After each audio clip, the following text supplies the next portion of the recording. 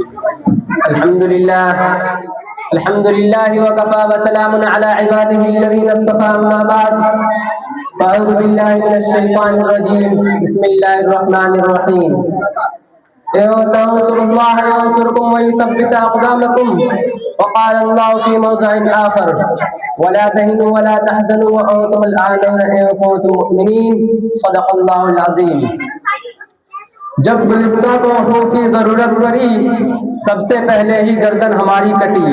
اب کہتے ہیں ہم سے یہ اہل چمن، یہ چمن ہے ہمارا تمہارا نہیں. ملت اسلامیہ کے پاسبانوں، آج میں آپ حضرات کے سامنے ہندوستان کے مسلمانوں پر ہونے والے سیاسی ظلم و ستم اور دین اسلام کو جڑ سے ختم کرنے کی ناپاک اور گھناؤنی سازش اور کوشش کے موضوع پر کچھ عرض کرنا چاہتا ہوں. امید ہے کہ بغور سماعت فرمائیں گے. وہ ہندوستان جس کی حریت کے باغ کو مسلمانوں نے اپنے خون جگر سے سینچا تھا، وہ ہندوستان جس کی آزادی کے خاطر بحر ناشنا ساحل میں کود پڑے تھے اور موجوں سے کھیلتے ہوئے مجھدار تک جا پہنچے تھے. بے پناہ قربانیوں کے ذریعے اس کو پروان چڑھایا تھا. آج اسی ہندوستان میں مسلمانوں کو طرح طرح کی اذیتیں اور تکلیفیں پہنچائی جا رہی ہے. مسلمانوں کے قلوب سے اسلام کی محبت کو ختم کرنے کی نہایت گھناؤنی اور ناپاک سازشیں ہو رہی ہے، اور اس میں شک نہیں ہے کہ ہم پر مصائب کے پہاڑ ٹوٹ رہے ہیں. ہم مظلوموں بے قصور کو فرقہ پرستوں نے ظلم و ستم کا نشانہ بنایا ہے اور ہماری ماں و بہنوں کی عزت و آبرو لوٹی جا رہی ہے. برادران ملت، یوں تو ہندوستان میں کسی بھی دور میں مسلمانوں کا حامی کوئی نہیں تھا، لیکن جب سے فرقہ پرستوں نے ہندوستان میں جنم لیا اس وقت سے مسلمانوں کی رہی صحیح سکون و چین چھن گیا ہے، کیونکہ ان فرقہ پرستوں نے ہم وقت مذہب کو اس مٹانے کے لیے نہ جانے کیسی کیسی رچنائیں رچی ہے. غور تو کریں کبھی وندے ماترم جیسی گندی و ناپاک چیز کو نافذ کرنے کا حکم ہوتا ہے جس کی وجہ سے نیند حرام ہو گئی تھی.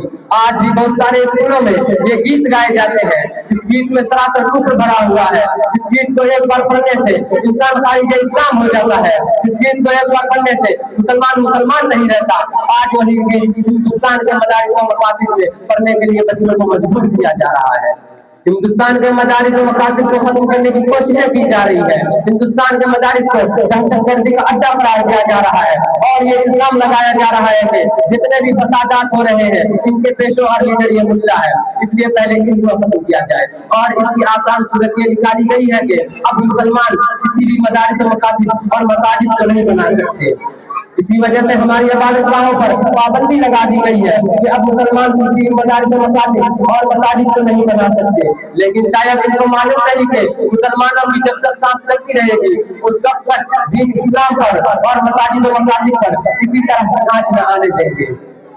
ہم تمہاری دھمکیوں سے خوف پا نہیں سکتے، ظلم کے آگے ہم اپنا سر جھکا نہیں سکتے، اور ہے یہی تاریخ ہے یہی اپنا فلسفہ، ہم زمانے میں دبانے سے ابھرتے ہیں سدا.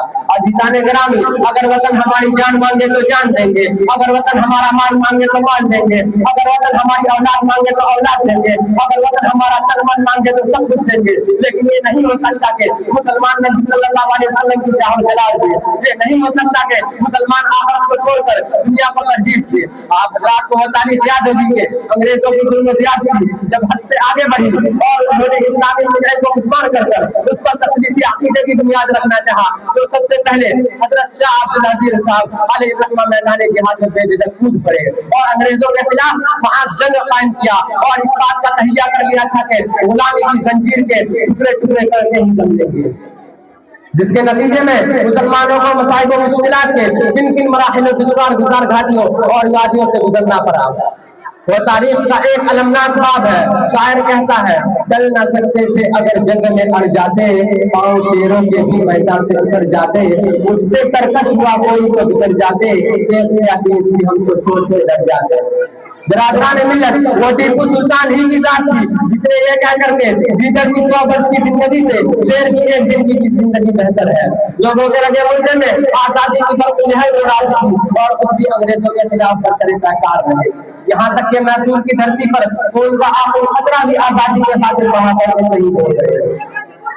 اگر یہ مسلم قائدین قافلہ غلام ہندوستان کے فوٹیج اور بھیانک جنگل میں آزادی کی شاہراہ بنانے کی غرض سے سرگرم سفر نہ ہوتا تو یہ تنگ نظر احسان فراموش غدار جو ہم سے وفاداری کی صورت مانگتے ہیں، ان غداروں سے میں کہتا ہوں اگر ہم ہیں غدار تو پابند وفا تم بھی نہیں، اگر ہم ہیں غدار تو پابند وفا تم بھی نہیں، اپنی کثرت پہ نہ اترا خدا تم بھی نہیں۔ یہ فرقہ پرست اس ملک کو کبھی بھی آزاد نہیں کرا سکتے تھے۔